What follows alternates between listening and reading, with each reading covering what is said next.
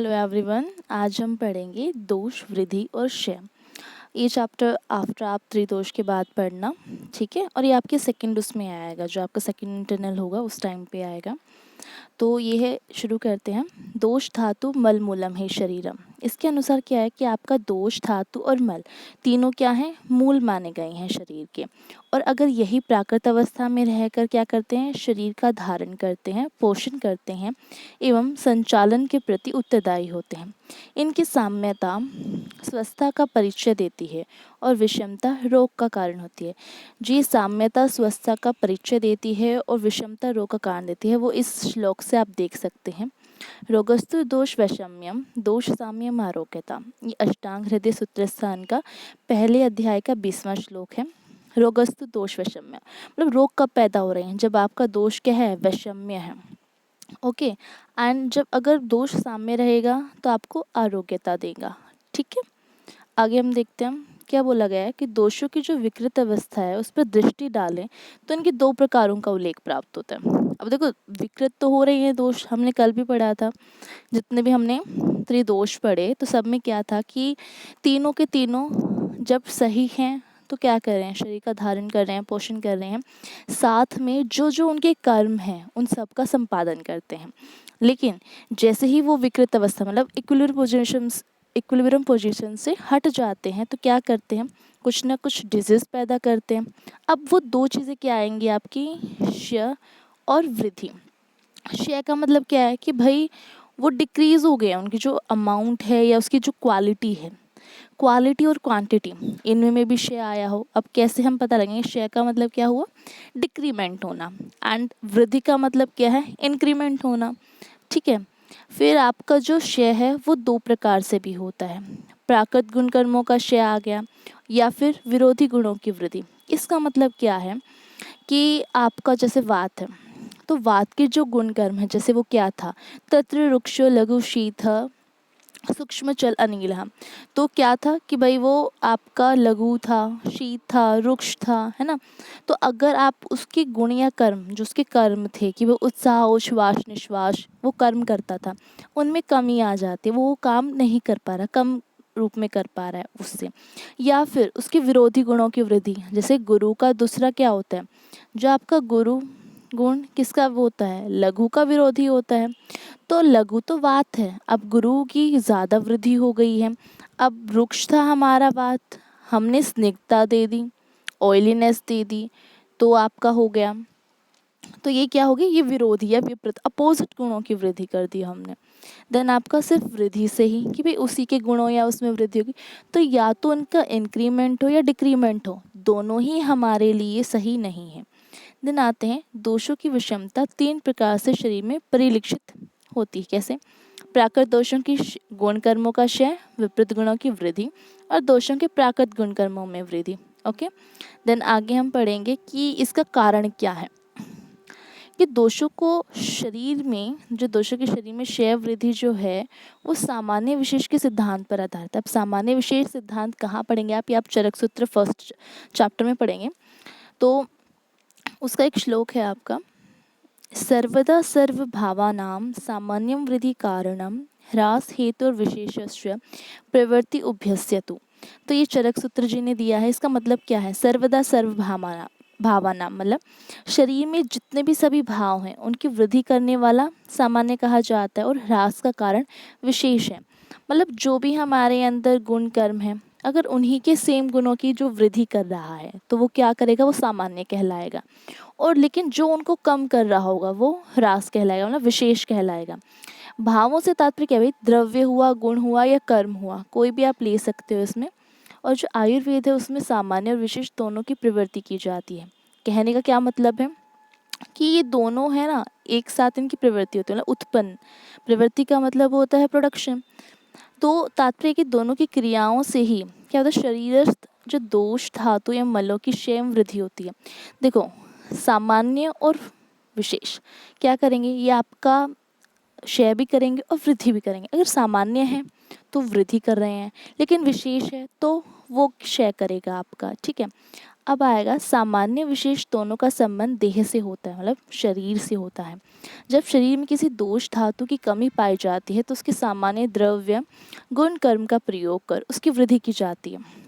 हम कहते हैं ना कि भाई ये तो बहुत क्रश हो गया है, काफ़ी पतला हो गया है, तो हम क्या करते हैं, उसको ऐसे द्रव्य देते हैं जिससे वो मोटा मोटा हो जाए, मतलब थोड़ा सा उसकी शेप अच्छी आ जाए, है ना। तो वो वाली बात इन्होंने बोली है।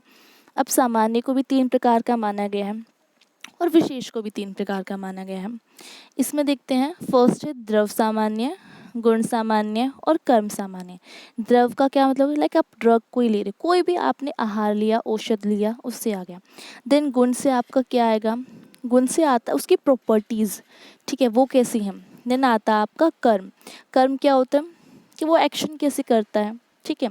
अब द्रव्य सामान्य में क्या आएगा, इसके अंतर्गत जैसे मांस खाने से, मांस का भी क्या ना मैं, भाई इसके अंदर तो मांस की कमी हो गई है, बहुत ज़्यादा हो गया, तो उसको मांस खिलाओ आप, तो इससे मांस की वृद्धि हो रही है, तो वो द्रव सामान्य हो गया।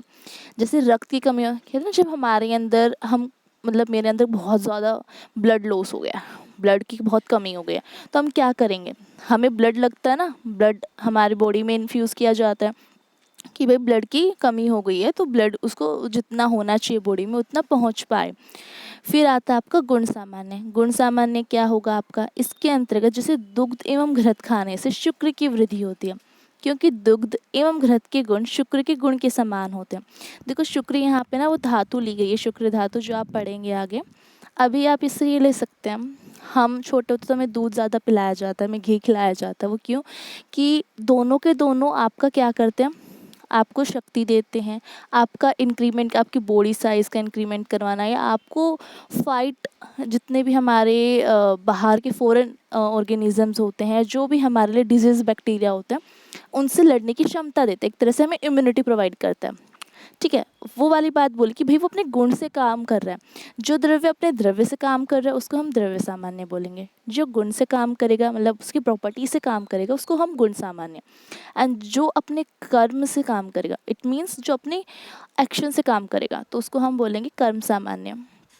अब कर्म सामान्य में क्या है, जैसे कफ का कार्य स्थिरता पैदा करना है, हमने कल ही पढ़ा था कफ का।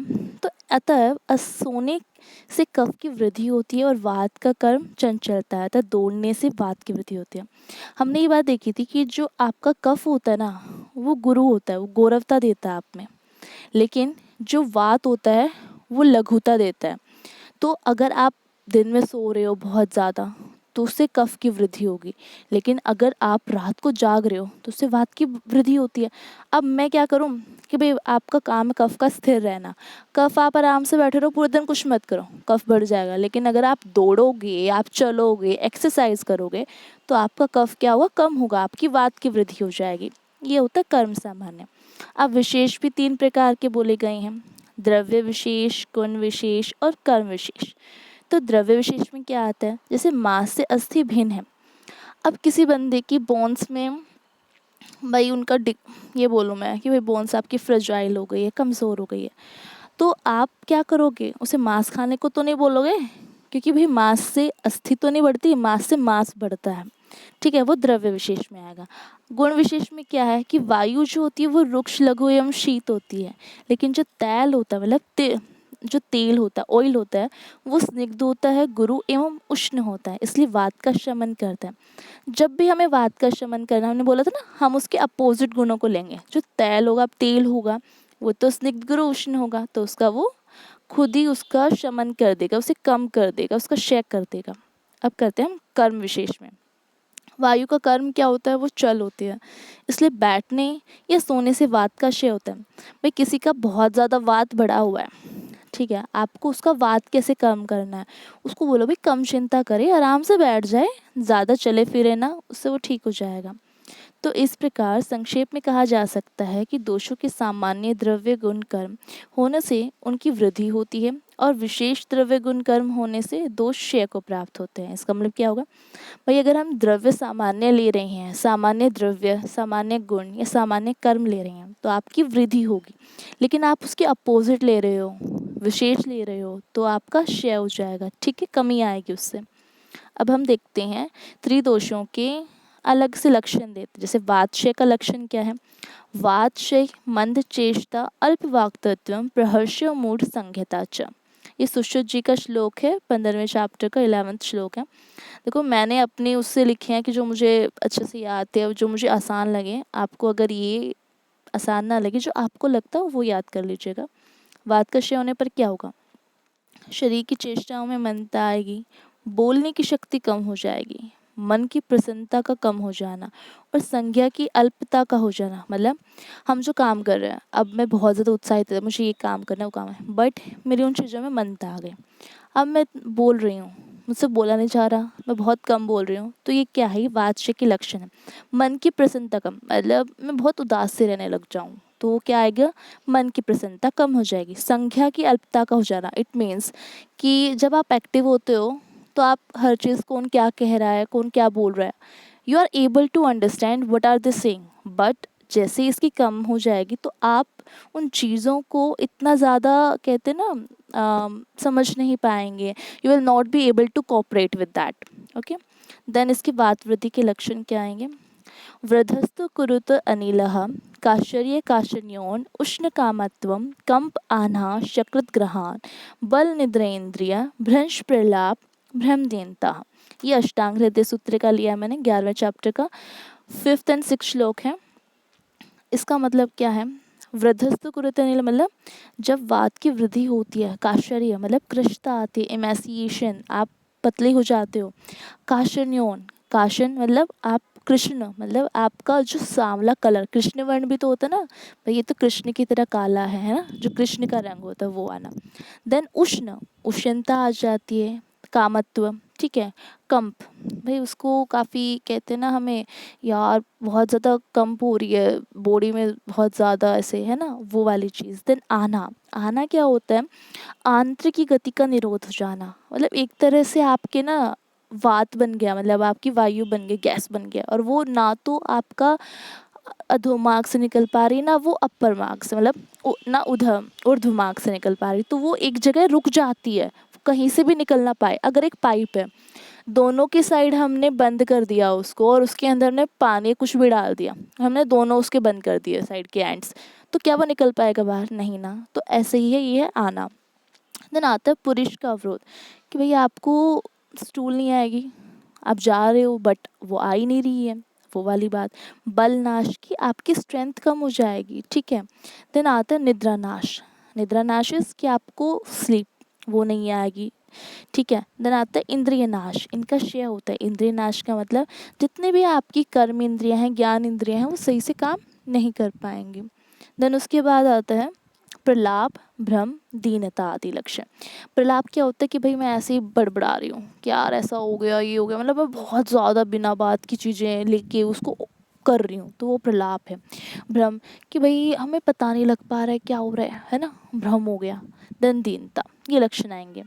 देन आता है आपका पित्तक्षय के लक्षण। तो पित्तक्षय मंदोष्म अग्निता निष्प्रभत्वम च, ये सुश्रुत सूत्र स्थान 15वां का 11वां श्लोक है।